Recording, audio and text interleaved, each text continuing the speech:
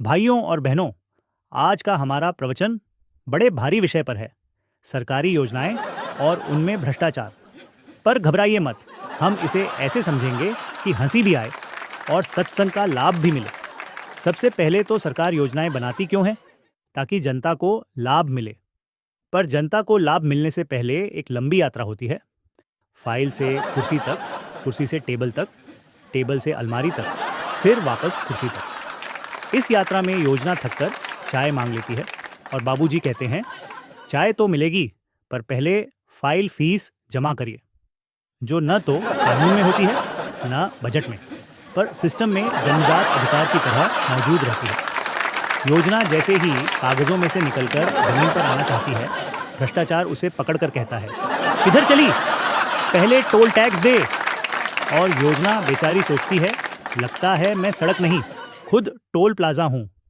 अब सरकार हर साल नई नई योजनाएं लाती है, सबकी अपनी अपनी कैटेगरी। कुछ योजनाएं किसानों के लिए, कुछ छात्रों के लिए, कुछ बेरोजगारों के लिए। लेकिन इनके बीच में एक और योजना हमेशा सक्रिय रहती है, जो भी मिले थोड़ा अपना हिस्सा रख लो योजना। ये योजना कभी बंद नहीं होती, न बदली जाती है, न बजट में दिखाई देती है, फिर भी हर जगह लागू है।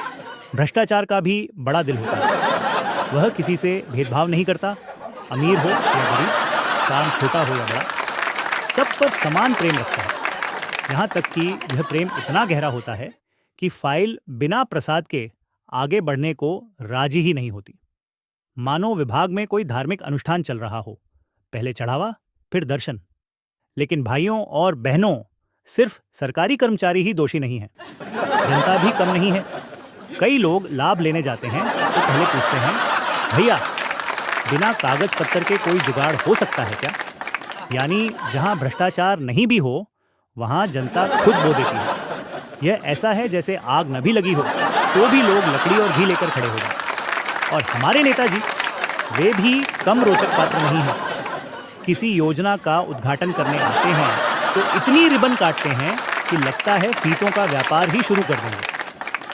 उद्घाटन के बाद पूछो, सर लाभ कब मिलेगा? तो कहते हैं, बहुत जल्द, फिलहाल तो फोटो खिंचवा लो। जनता भी सोचती है, लाभ भले मिले न मिले, फोटो में हम भी पीछे खड़े रहेंगे।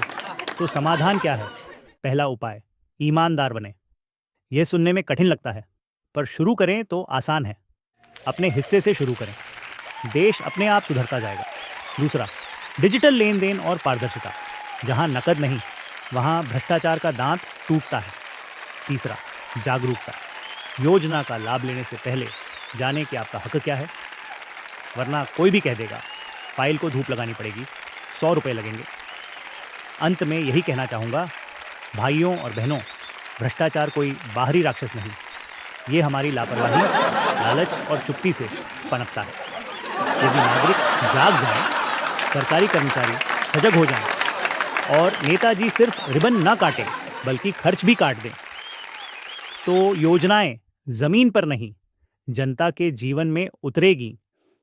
इसलिए संकल्प लें, योजना सरकारी हो पर ईमानदारी हमारी हो।